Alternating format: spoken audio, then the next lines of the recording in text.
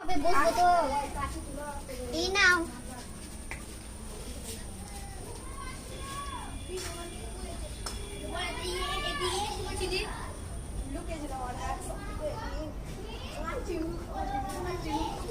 তুমি খাবার খাবে না? না তোমরা খেলো পরে খেয়ে নেবো। ঠিক আছে, আমি খাবার তোমার জন্য উঠিয়ে রেখে দেবো। আগো খাওয়া দাওয়া তো ভালোই হলো, চলো একটু ডান্স করি। ঠিক আছে দাঁড়াও।